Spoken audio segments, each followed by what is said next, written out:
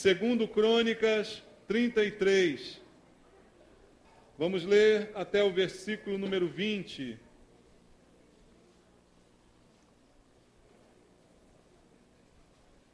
Segundo livro de Crônicas, capítulo 33, até o versículo número 20.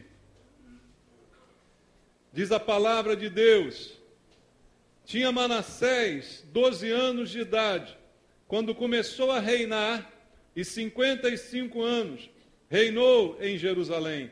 Fez o que era mal perante o Senhor, segundo as abominações dos gentios, que o Senhor expulsara de suas possessões, de diante dos filhos de Israel. Pois tornou a edificar os altos que Ezequias, seu pai, havia derribado. Levantou altares aos Balaíns, fez postes ídolos e se prostrou diante de todo o exército dos céus e o serviu. Edificou altares na casa do Senhor, da qual o Senhor tinha dito: em Jerusalém porei o meu nome para sempre. Também edificou altares a todo o exército dos céus nos 2 átrios da casa do Senhor. Queimou seus filhos como oferta no vale do filho de Inom, adivinhava pelas nuvens, era agoureiro, praticava feitiçarias, tratava com necromantes e feiticeiros, e prosseguiu em fazer o que era mal perante o Senhor, para o provocar a ira. Também pôs a imagem de escultura do ídolo que tinha feito na casa de Deus, de que Deus dissera a Davi e a Salomão seu filho: nesta casa e em Jerusalém, que escolhi de todas as tribos de Israel, porei o meu nome para sempre, e não removerei mais o pé de Israel da terra que destinei a seus pais, contanto que tenham cuidado de fazer tudo o que lhes tenho mandado, toda a lei, os estatutos e os juízos dados por intermédio de Moisés. Manassés fez errar a Judá e os moradores de Jerusalém, de maneira que fizeram pior do que as nações que o Senhor tinha destruído de diante dos filhos de Israel. Falou o Senhor a Manassés e ao seu povo, porém não lhe deram ouvidos, pelo que o Senhor trouxe sobre eles os príncipes do exército do rei da Assíria, os quais prenderam Manassés com ganchos, amarraram-no com cadeias e o levaram à Babilônia. Ele, angustiado, suplicou deveras ao Senhor seu Deus, e muito se humilhou perante o Deus de seus pais, e fez-lhe oração, e Deus se tornou favorável para com ele. Atendeu-lhe a súplica e o fez voltar para Jerusalém ao seu reino. Então reconheceu Manassés que o Senhor era Deus. Depois disso, edificou o muro de fora da cidade de Davi, ao ocidente de Gion, no vale, e a entrada da porta do peixe, abrangendo Ofel, e o levantou muito alto. Também pôs chefes militares em todas as cidades fortificadas de Judá. Tirou da casa do Senhor os deuses estranhos e o ídolo, como também todos os altares que edificara no monte da casa do Senhor e em Jerusalém. E os lançou fora da cidade. Restaurou o altar do Senhor, sacrificou sobre ele ofertas pacíficas e de ações de graças, e ordenou a Judá que servisse ao Senhor, Deus de Israel. Contudo, o povo ainda sacrificava nos altos, mas somente ao Senhor seu Deus. Quanto aos mais atos de Manassés e a sua oração ao seu Deus e as palavras dos videntes que lhe falaram no nome do Senhor, Deus de Israel, eis que estão escritos na história dos reis de Israel. A sua oração e como Deus se tornou favorável para com ele, todo o seu pecado, a sua transgressão e os lugares onde edificou altos e colocou postes ídolos e imagens de escultura, antes que se humilhasse. Eis que tudo está na história dos videntes. Assim, Manassés descansou com seus pais e foi sepultado na sua própria casa, e Amon, seu filho, reinou em seu lugar. Amém. Pai, obrigado pela leitura da Tua palavra, que o Senhor nos proporciona mais uma vez esta noite, E é a segunda vez nesse dia que temos a oportunidade de ouvir a tua palavra. Pai Santo, como o Senhor é bom para nós. Como o Senhor tem cuidado de nós ao ministrar ao nosso coração, ao nos dar a tua direção, ao nos deixar a tua palavra como alimento para a nossa alma, Pai. E é disso que precisamos esta noite. Estamos aqui, Pai, com fome e sede de te ouvir. Queremos mais do Senhor, queremos receber a tua direção. Vem falar conosco, Pai. Nenhum de nós aqui está interessado em doutrinas humanas, nem em filosofias, nem em historinhas, Senhor. O que nós queremos é a palavra que procede da tua boca, aquela que nos alimenta e nos fortalece, aquela que muda a nossa vida. Vem mudar, Senhor, os nossos conceitos, os nossos pensamentos, que todo pensamento aqui seja cativo à tua palavra e à tua vontade nessa hora, Senhor. E usa a minha vida como instrumento nas tuas mãos para ministrar a tua palavra. Debaixo do teu poder e da tua unção, é o que eu te peço com os irmãos, orando em nome de Jesus. Amém. Graças a Deus. Podem sentar, irmãos. Amados, eu queria falar essa noite a respeito da vida do rei Manassés, para tocar num assunto que, infelizmente, não é muito bem compreendido, nem dentro da igreja. Salvação, arrependimento, perdão. Eu creio que ainda muitos que, mesmo frequentando a igreja, têm dúvidas a respeito disso. E ainda trazemos para a nossa vida, para o nosso dia a dia, as ideias que vinham do passado, os conceitos que herdamos talvez dos nossos pais, aquilo que nós fomos ensinados, muitas vezes ainda trazemos isso para a casa de Deus. Ainda não entendemos a dimensão da graça do Senhor, ainda nos julgamos de forma incorreta e por isso também julgamos aos outros também de uma maneira deturpada. Muitas vezes, queridos, eu creio que nossos pensamentos não são os pensamentos de Deus. Nossa maneira de ver as coisas não é a maneira de Deus ver as coisas. Por isso, a palavra do Senhor nos foi deixada, para que nós possamos ver como Deus enxerga as coisas e as situações. Nós vamos entender aqui um pouco melhor como Deus enxerga o homem e como Deus enxerga o arrependimento do homem. Porque, irmãos, nenhum de nós tem nada do que se orgulhar.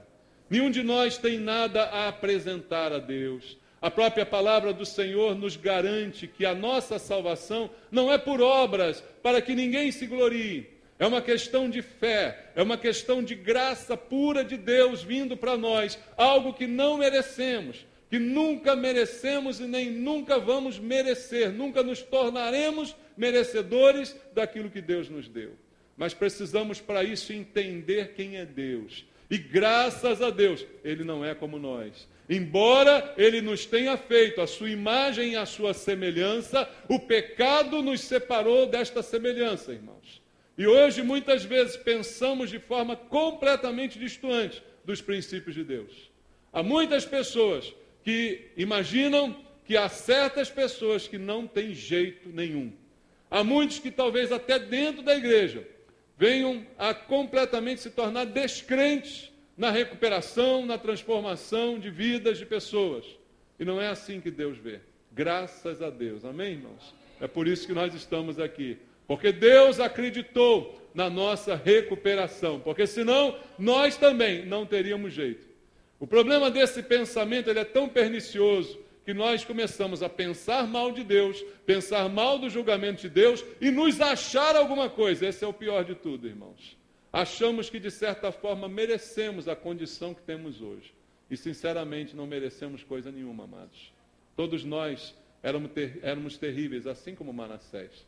O homem terrível que acabou de ser exposto aqui pelas Escrituras Sagradas. Então, eu creio que esse homem é um dos melhores exemplos bíblicos da aplicação da graça e da misericórdia de Deus. E veja, ainda num tempo anterior à manifestação completa da graça. Mas como eu sempre ensinei na igreja, a graça de Deus sempre foi o padrão de julgamento. Mesmo no Antigo Testamento, não é por merecimento que alguém é salvo, mas é pela fé. Abraão creu em Deus e a Bíblia diz isto, lhe foi imputado por justiça. Ele foi justificado pela sua fé, não pelas suas obras, não por aquilo que ele fazia.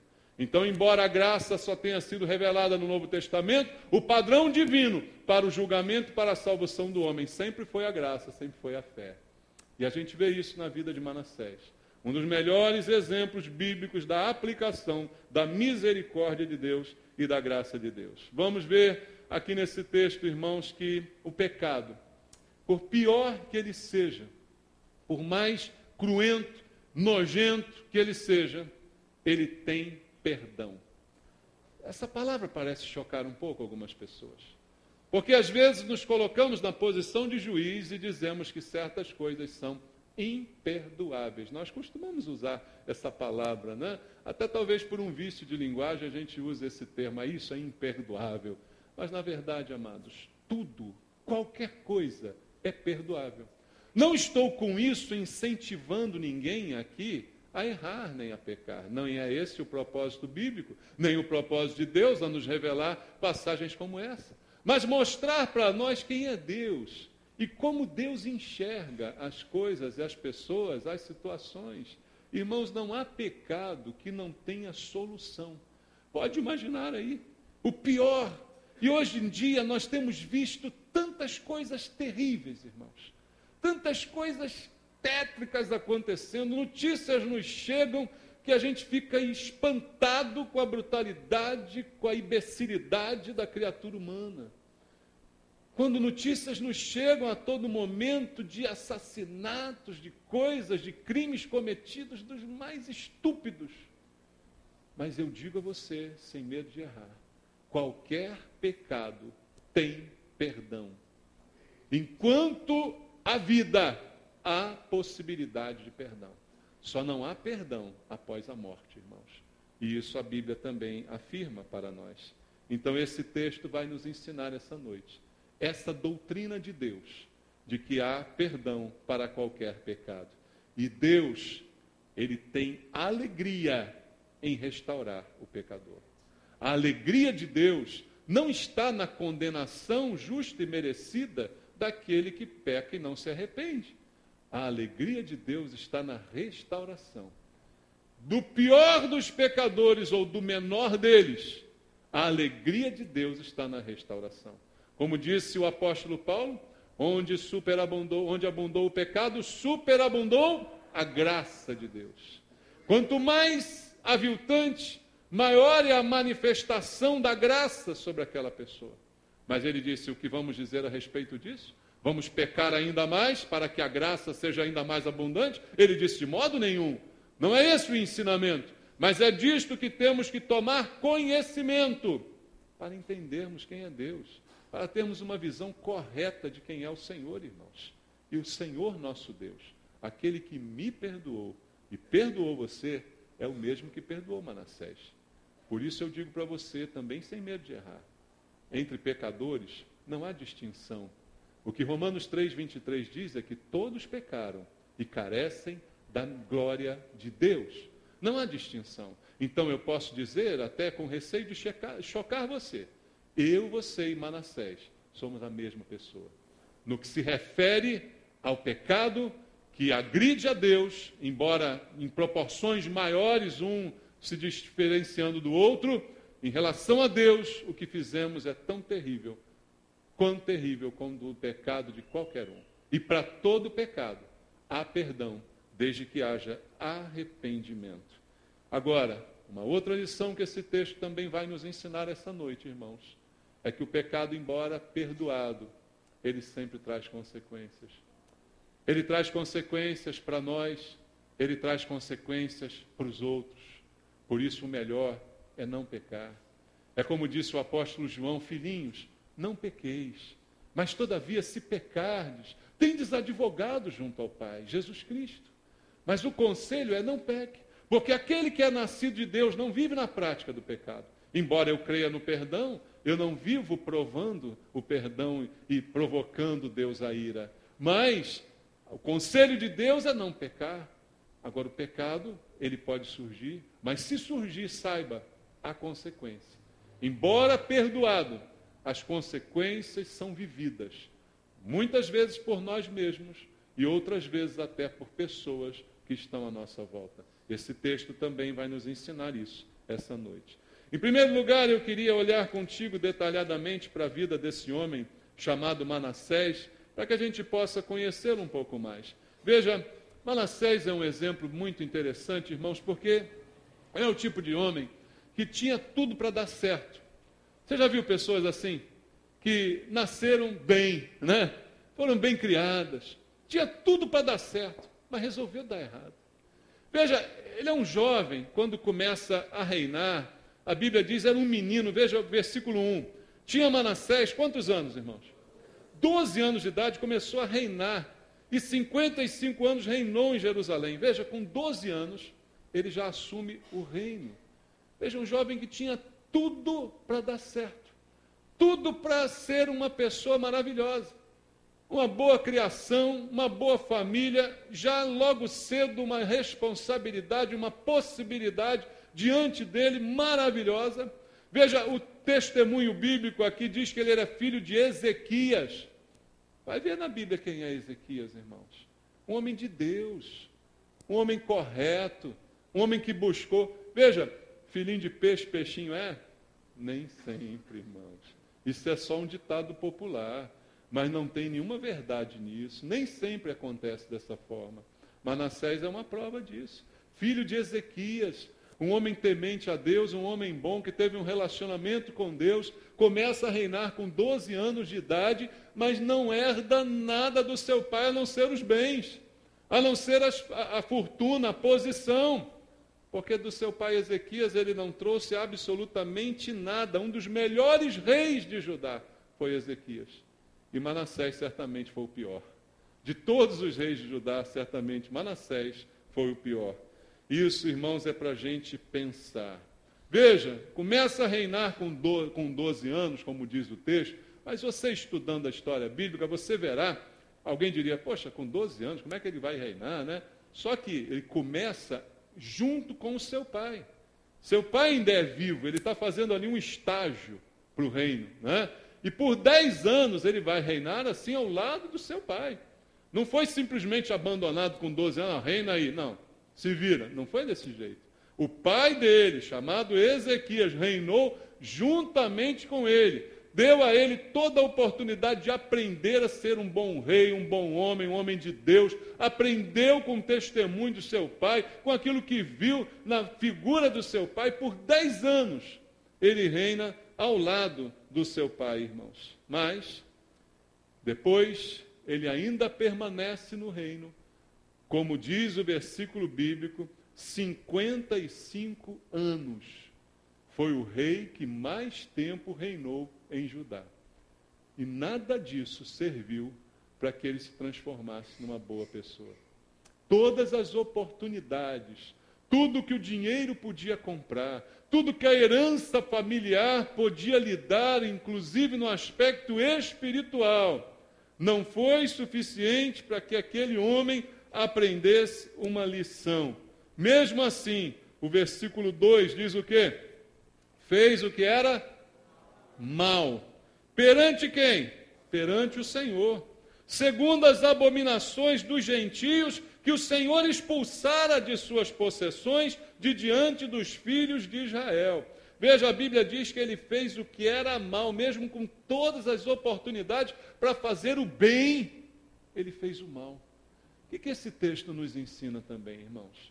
Que nós temos o livre-arbítrio. Livre-arbítrio é uma palavra que você não encontra na Bíblia, mas é um conceito que está presente em toda a palavra de Deus. É como diz Deus, eis que hoje te proponho bênção ou maldição, vida ou morte. Há uma proposta, escolhe você, e Deus ainda diz, escolhe a bênção para que você viva. Deus nos dá a possibilidade de escolher. Manassés teve a possibilidade de escolher o bem, mas o que ele escolheu? O mal. E alguém vai explicar isso? Não tem explicação. Qual o motivo? É a vontade da pessoa, é a decisão da pessoa. Ela tem toda a chance de dar certo e resolve dar errado. Tem toda a chance de fazer o bem, mas resolve no seu interior praticar o mal. Alguns ficam discutindo qual a origem do mal, porque as pessoas são más, é a criação, é o produto do meio. Não é produto do meio, não, irmão. É produto da vontade. Tem gente que vive a vida inteira em favela, mas é honesto. Não rouba, não cheira, não fuma, não faz nada disso. E tem gente que nasce no berço de ouro, filhinho de papai, e mata os outros no meio da rua. É a decisão individual de cada um. É a vontade livre que Deus deu a nós. Não somos produtos do meio. O meio pode influenciar em alguma situação, mas nós sempre temos a opção de escolher. Sempre temos a opção de dizer não. Sempre temos essa liberdade de optar. Deus nos deu isso, irmãos. Mas Manassés resolve fazer o que é mal e começa a destruir tudo aquilo que fez seu pai. Tudo que o pai fez de bom, Manassés resolve fazer de mal. Veja o versículo 3. Pois tornou a edificar os altos que Ezequias, seu pai, havia derribado. Levantou altares aos Baalins e fez postes ídolos e se prostrou diante de todo o exército dos céus e o serviu. Veja, tudo que o pai fez de bom, ele resolve desfazer. O pai derruba os ídolos, ele ergue os ídolos de novo. O pai purifica, ele suja.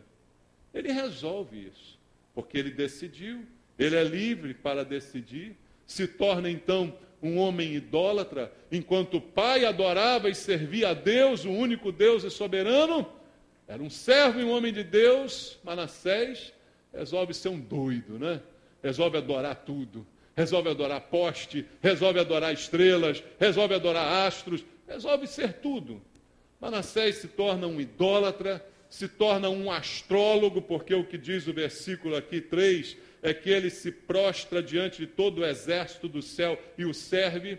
Ele começa a adorar estrela e planeta. Ele, na verdade, se torna um astrólogo, como muitos hoje estão fazendo, até crente, né? Tem um horóscopo de crente, já viu? Caixinha de promessa. Tu abre lá e pega uma palavra. Opa, essa é boa. Essa não gostei não, deixa eu pegar outra. É o horóscopo de crente. Quando você era do mundo, você saía de manhã, abria o jornal para ver o horóscopo, ver como é que vai ser meu dia hoje. Agora você abre a caixinha de promessa. A gente só substitui as coisas, né? Mas o problema está no coração. E ele se tornou um astrólogo, como a Bíblia condena. Quero mostrar para você, Deuteronômio 4, versículo 19. Deuteronômio 4, 19, diz assim: guarda-te, não levantes os olhos para onde?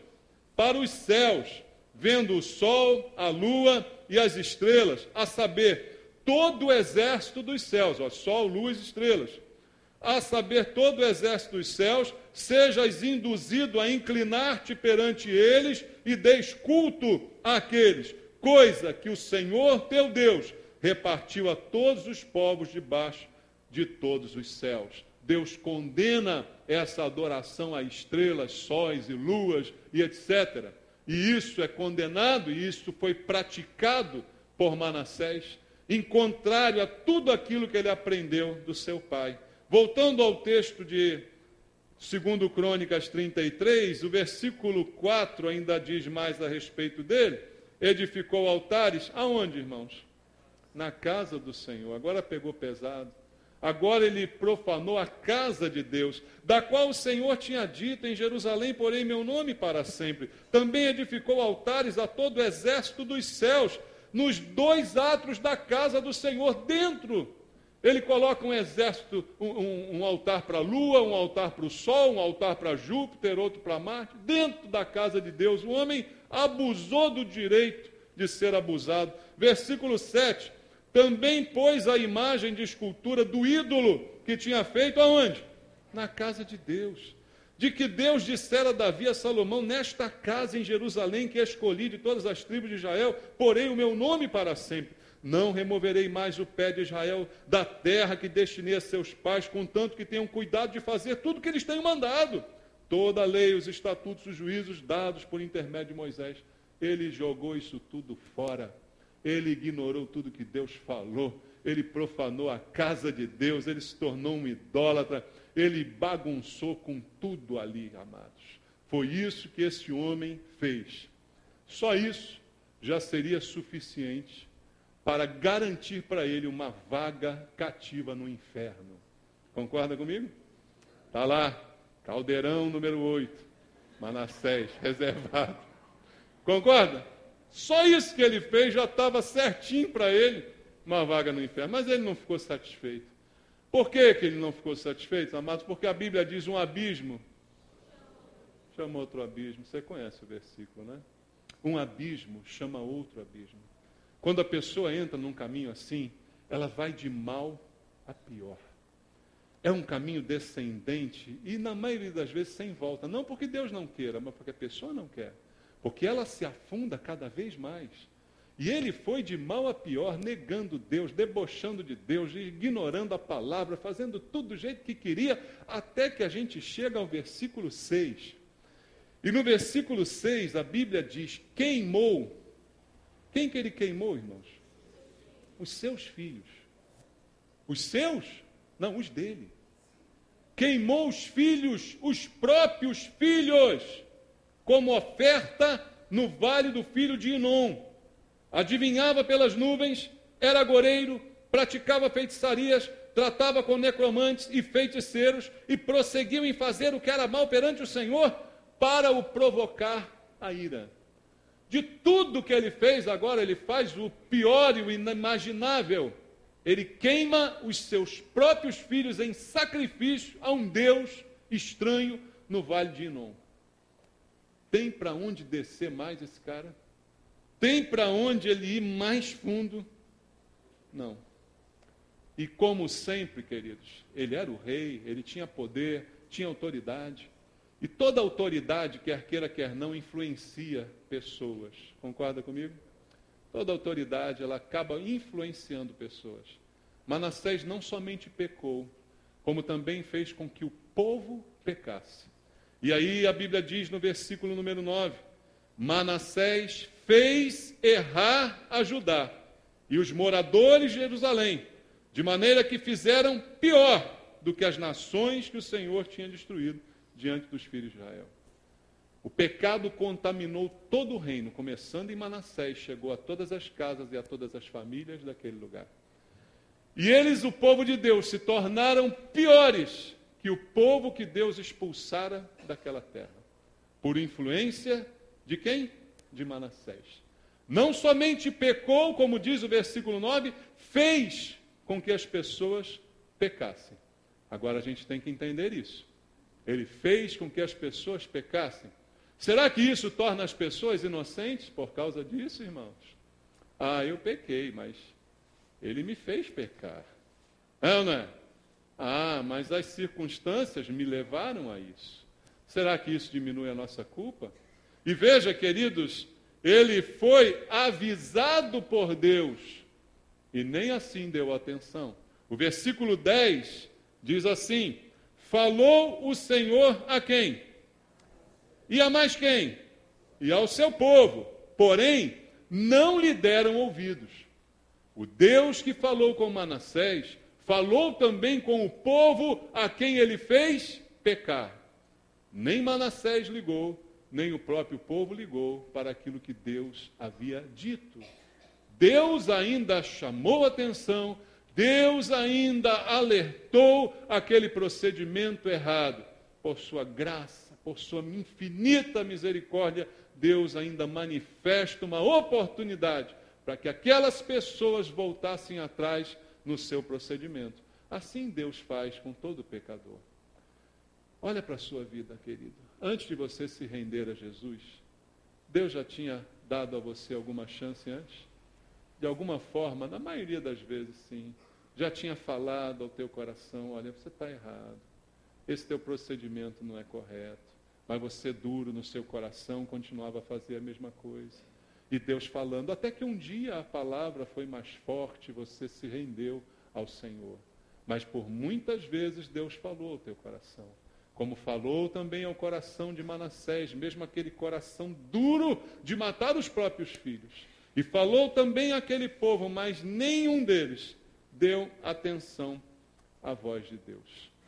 Sucedeu o que a gente já espera. Um preço precisava ser pago. E o pecado, queridos, a Bíblia diz, ele gera a morte.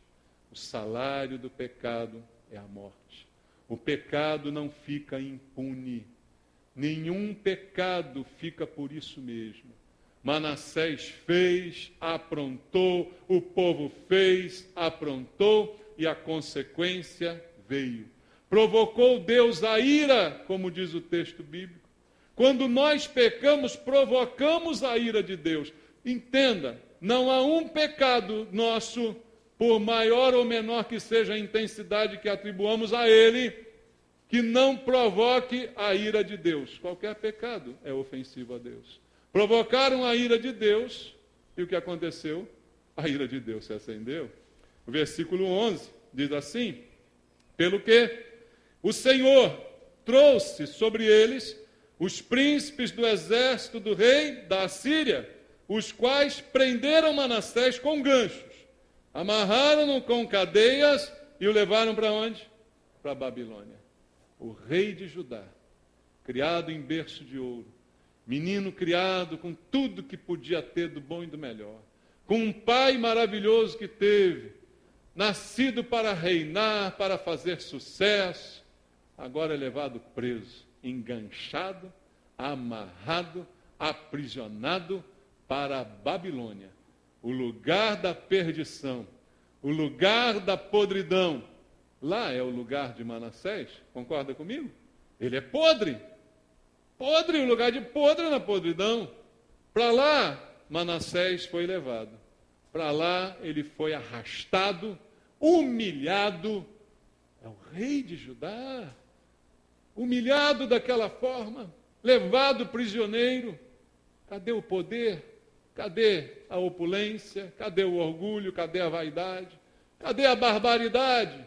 Agora Manassés é prisioneiro, humilhado, ofendido, e ali está nessa situação.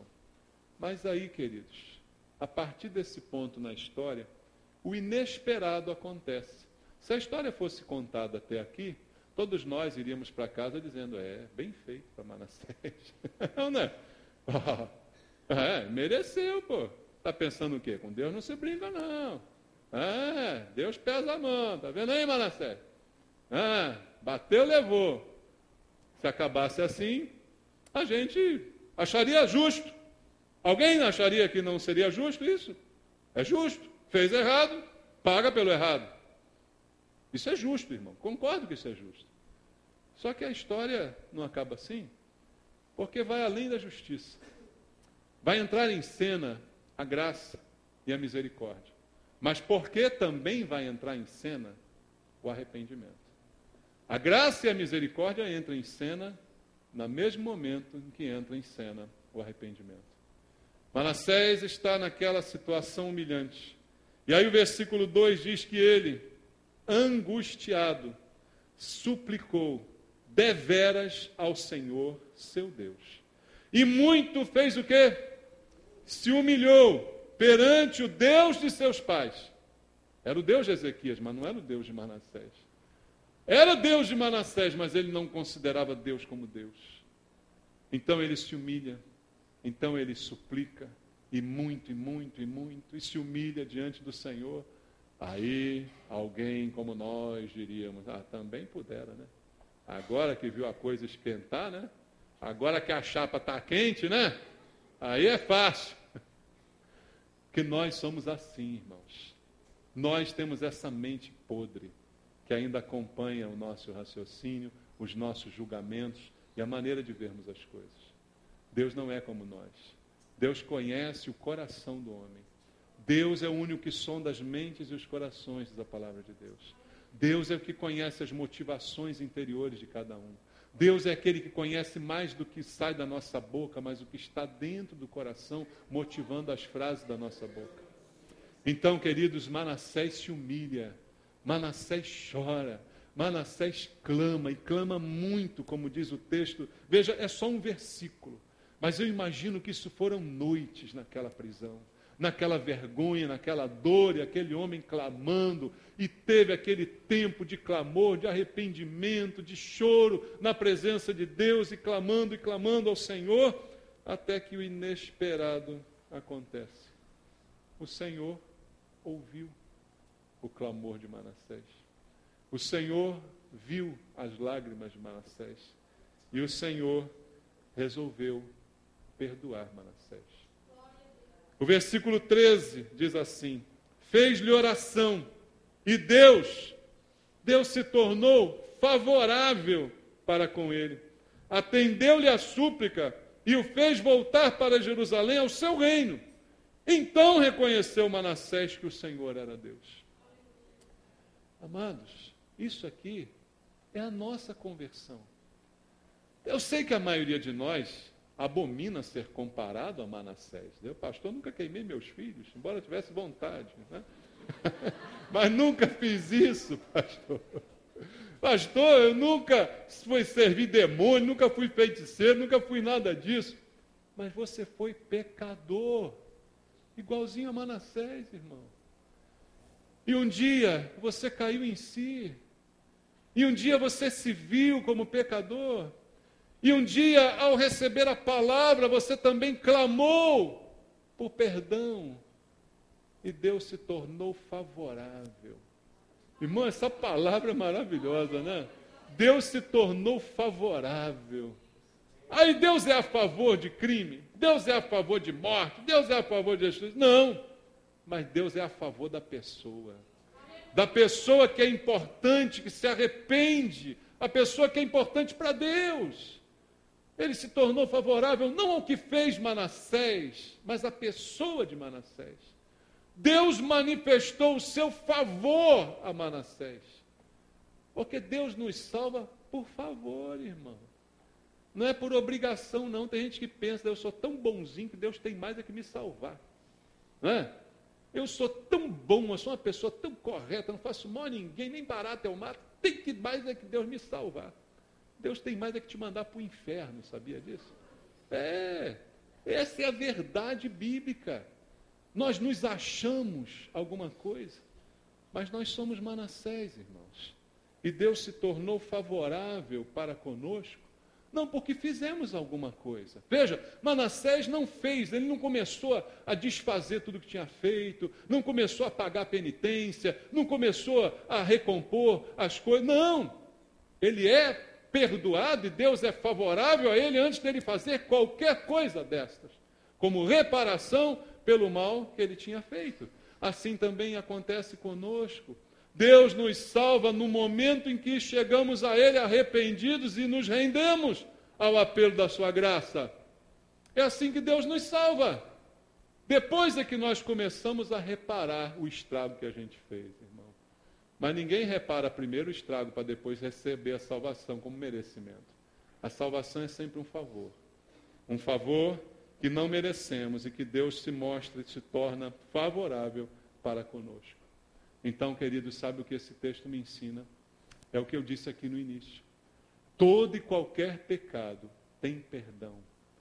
Todo e qualquer destruição, pecado, do mais vil que você possa imaginar, há possibilidade de perdão. Não pelo pecado ou pela reparação dele, mas pela misericórdia e pela graça de Deus. E pelo arrependimento do ser humano que se confronta diante de Deus e se mostra diante dele dessa maneira, queridos. Então, o perdão foi dado completamente de graça a Manassés. Favor que Deus fez a ele em perdoá-lo. E não somente o perdoou, mas o restaurou. O detalhe do texto mostra que ele é recolocado, reconduzido a Jerusalém para reinar novamente. Veja assim que Deus faz, irmão. Ele recupera a pessoa completamente. Não só perdoa, mas restitui todas as coisas. E isso tudo foi feito com Manassés. Agora, a Bíblia também não para por aí. Diz a palavra no versículo 14 que alguma coisa aconteceu depois disto. Depois disto, edificou o muro de fora da cidade de Davi, ao ocidente de Gion, no vale, à entrada da porta do peixe, abrangindo Ofel, e o levantou muito alto. Também pôs chefes militares em todas as cidades fortificadas de Judá. Tirou da casa do Senhor os deuses estranhos e o ídolo, como também todos os altares que edificara no nome da casa do Senhor em Jerusalém, e os lançou fora da cidade. Restaurou o altar do Senhor, sacrificou sobre ele ofertas pacíficas de ações de graça e ordenou a Judá que servisse ao Senhor Deus de Israel. Não houve apenas perdão, houve transformação. E o perdão dado a esse homem produziu mudança na sua vida. Veja, nós não mudamos para merecer o perdão. É o perdão que nos conduz à mudança. Por isso a Bíblia diz, o amor de Cristo nos constrange pelo fato de ele ter morrido por nós quando ainda éramos pecadores. E esse constrangimento nos move a uma vida diferente, a uma nova vida com Cristo. É isso que acontece, é desta forma, irmãos. Então, ele ao ser perdoado, mudou também completamente o seu comportamento. Essa é uma evidência da conversão genuína. Porque sempre que assuntos assim surgem, a gente fica questionando, mas será que se converteu mesmo? Mas será? Será que não foi por causa da corda no pescoço que ele, né? Será? Os frutos revelam a árvore, irmãos. Os frutos decorrentes na vida de Manassés mostraram que o que aconteceu com ele foi algo genuíno. Não foi algo de emoção, de um momento, mas foi algo realmente genuíno, duradouro, eterno. Ele mudou completamente o seu procedimento e apresentou frutos do seu arrependimento. Todo arrependimento vai apresentar frutos verdadeiros. O resto, irmãos, é conversa para crente dormir. Entendeu? Se houver arrependimento, os frutos se manifestarão. Os frutos vão aparecer. A vida muda. Alguém dizer que se rendeu a Cristo, mas continuar com a mesma vida, fazendo a mesma porcaria, aí é como diz o apóstolo Pedro, é como a porca lavada que retorna ao vômito. Que retorna à lama, perdão, é o cachorro que volta ao vômito. Aí é como a porca lavada. Continua porca, só tomou um banho. Assim é aquele que não se converte, pode até se batizar, tomou um banho. Mas na verdade é porco. Eu vou mandar botar água sanitária no bairro, mas não adianta. Não adianta que não limpa. Pode botar sapólio, pode botar tudo, continua o camarada do mesmo jeito, toma só um banho. Mas por dentro ainda gosta de lama. Por dentro ainda gosta de podridão. Mais cedo ou mais tarde cai na lama de novo. Mas Manassés não, queridos. Manassés mudou. Porque o arrependimento produziu frutos na vida desse homem, é o que a Bíblia diz. Estaria ótimo se a história também terminasse aqui. Tudo aconteceu, a mensagem foi transmitida e nós entendemos agora o que é o arrependimento, o que é o perdão e o que é a graça na visão bíblica. Não me importa o que a gente pensa, o que a gente acha, me importa o que diz a palavra de Deus.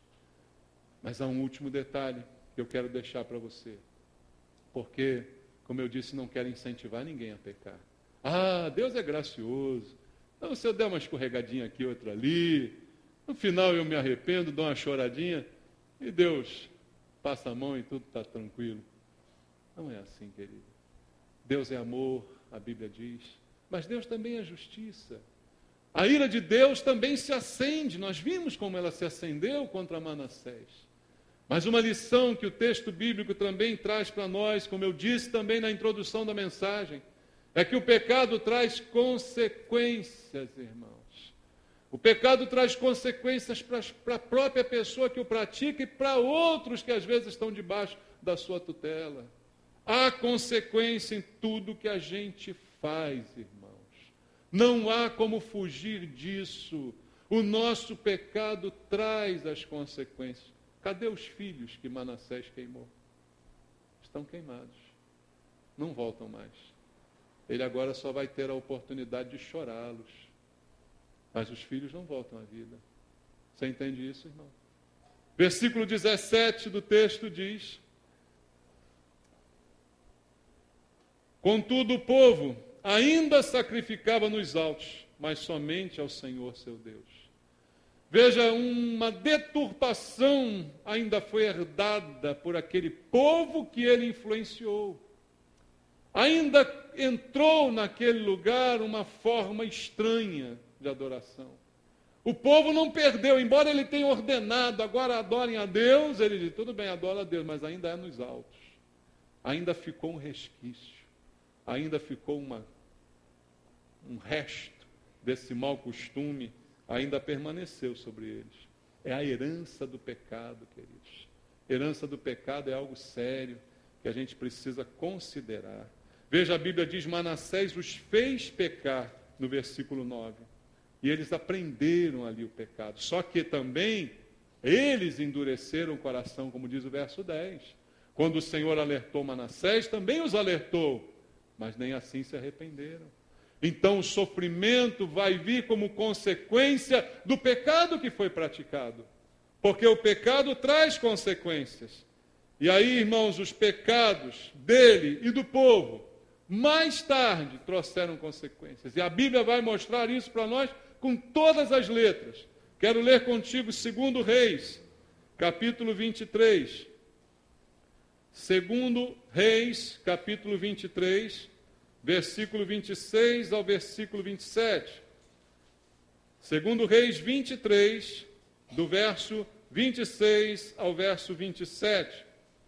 Diz assim: Nada obstante, o Senhor não desistiu do furor da sua grande ira com que ardia contra Judá, por todas as provocações com que Manassés o tinha irritado.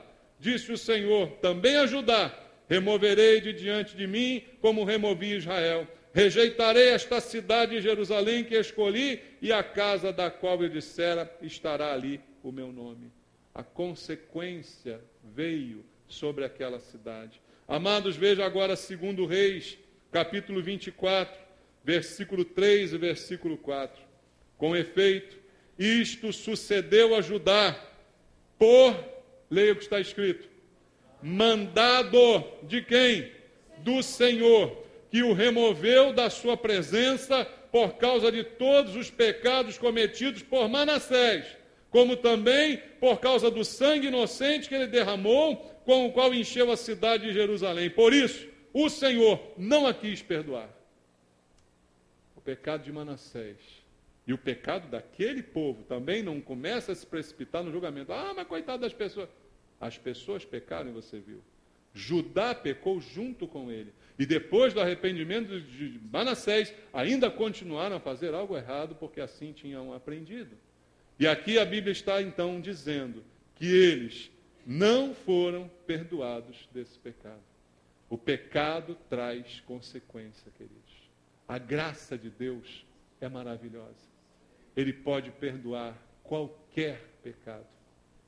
Deus está hoje de braços abertos, esperando você se render a Ele, para que Ele perdoe os seus pecados.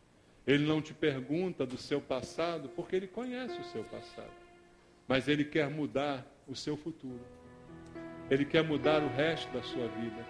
Por isso Ele te dá uma oportunidade de você clamar pelo perdão, de você clamar pela misericórdia, para que Ele venha e seja favorável a você. Salvação, queridos, é isso. É Deus se tornar favorável a mim, porque eu me rendi ao Senhor e o reconheci como Senhor da minha vida. É essa oportunidade que Deus quer dar para você essa noite. Não sei se há alguém aqui que ainda não se rendeu a Jesus Cristo. A única oportunidade de salvação é a sua rendição.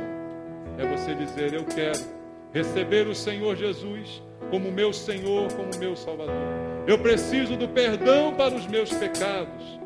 Eu me arrependo dos meus pecados. E sejam eles qualquer pecado, o Senhor perdoa. O Senhor é favorável àquele que se arrepende. Por isso eu quero orar contigo essa noite. Há alguém aqui no nosso meio que quer entregar a sua vida para Jesus? Levante a sua mão onde você está. Você que quer se render a Cristo, eu quero fazer uma oração pela sua vida. Você que quer o perdão de Deus para os seus pecados, quer viver uma nova vida a partir de hoje, Deus te dá a oportunidade agora de se render a Jesus. Assuma esse compromisso com Deus. Há alguém? Levante a sua mão para mim, eu quero ver e quero orar por você. Há uma pessoa ali. Alguém mais quer entregar a sua vida para Jesus? Alguém mais? Vem aqui, meu irmão, vamos orar juntos. Deus. Alguém mais quer entregar a vida para Cristo? Alguém mais quer receber o perdão, não de mim, mas do Senhor? Aproveite essa oportunidade. Pai amado, obrigado pela vida do Jorge, Senhor. Está aqui diante do Senhor, Pai. Não sou eu que vou fazer alguma coisa por ele, Pai, mas é o Senhor. É o Senhor que o está perdoando nesse momento, Pai, pela rendição que ele agora faz diante do Senhor. Se rende, Pai, se rende ao Senhor, confessando-o como Senhor, como Salvador, como aquele que necessita do perdão, Pai, que só o Senhor pode ministrar e oferecer. Por isso eu creio, Pai, que a partir de hoje Jorge é meu irmão. Eu creio, Deus, que a partir de hoje uma grande obra está começando na vida desse homem, Pai, porque ele agora tem a oportunidade de fazer tudo diferente, de mudar e transformar a sua existência. Eu te agradeço pela vida dele, Pai, e pelo mais que o Senhor vai fazer, operando maravilhas, ó Deus, libertando de todo mal, para que ele agora experimente o que é uma nova vida na presença do Senhor. Louvado seja o teu nome, Pai, pela vida do Jorge, que nós agora entregamos em tuas mãos, orando em nome de Jesus. Amém. Deus abençoe, Jorge. Glória a Deus. Vamos louvar o Senhor, irmãos.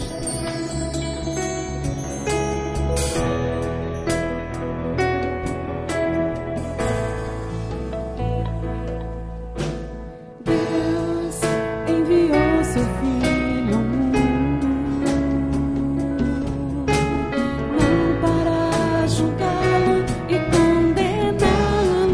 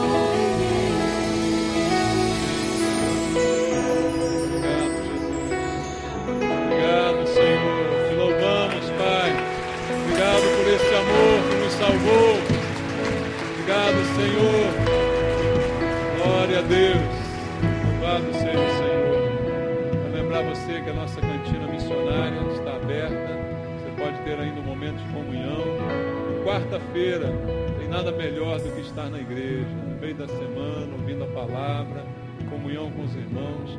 Venha para a casa de Deus. Quarta-feira, 7h30, sexta-feira, 7h30, também o culto de oração.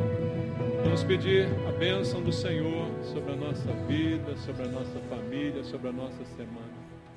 Que a graça e a paz do nosso Senhor e Salvador Jesus Cristo, o amor de Deus, a comunhão e a consolação do Espírito Santo reinem sobre a igreja, sobre a tua casa, que o Senhor te leve em paz, te leve em segurança e sempre traga você com alegria, com coração grato, aberto para ouvir a voz do Senhor nesse lugar e fazer a sua vontade. Que Deus te abençoe rica e abundantemente, em nome de Jesus. Amém. Deus abençoe os irmãos. Uma boa semana. Vamos louvar.